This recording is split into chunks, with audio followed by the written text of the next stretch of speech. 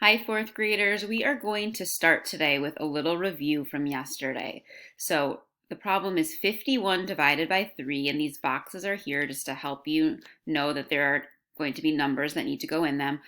The video is going to pause, and you are going to solve this on your own. Remember the steps of divide, multiply, subtract, and then you will come back and check your work. All right, check your work. The answer is 17. If you got something wrong, pause the video and see if you can figure out where you went wrong. We're going to move on to 3 digits divided by 2 digits, but it's really just the same process of divide, multiply, subtract, and then repeat. You do divide, multiply, subtract again. So watch me as I do this one. I start with the hundreds place and I say, how many times does 2 go into 5? It goes in twice. That was my divide. Now I go on to multiply. I multiply whatever I just wrote down times this number. This is really 200 because it's in the hundreds place. 200 times 2 is 400. I'm just going to check off what I've done. All right. The next thing I'm going to do is I'm going to subtract. There's some numbers here already. That was just to give me some hints. All right, now I've subtracted. I'm going to go back to the top and divide. This is the new number I'm dividing.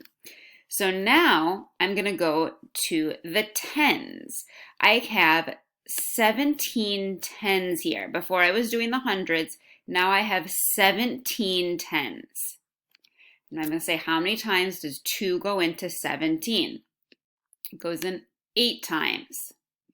That was my divide. Now I'm going to multiply. I have 8 tens, which is 80 times 2. 8 times 2 is 16. So 80 times 2 is 160. That was the multiply. Now I subtract. This one's already done for me. I have 1. If it's 0 here, you don't need to write anything. Okay, just subtracted. Now I go back to the top again. This is the new number I'm dividing. I have 18 ones. How many times does 2 go into 18? It goes in 9 times. I just divided. Now I'm going to multiply what I just wrote down. 9 ones times 2 is 18 ones. And then I subtract 18 minus 18 is 0. Let's do another example together. So again, you start with the hundreds, then you move on to the tens, and then you do the ones. First thing is I'm going to divide. I have 8 hundreds. I can put 6 into 8 one time. Okay, now I multiply. 1 times 6 is 6, but it was really 100, so it's 600. Okay, we just multiplied. Now I'm going to subtract. 8 minus 0 is 8. 5 minus 0 is 5. 8 minus 6 is 2. Now I go right back to the top. But this time I'm looking at the tens, and I have 25 tens. How many times does 6 go into 25? It goes in 4 times. Oh, I think I forgot to... Oh no, I'm right here. Okay, my next step is to multiply.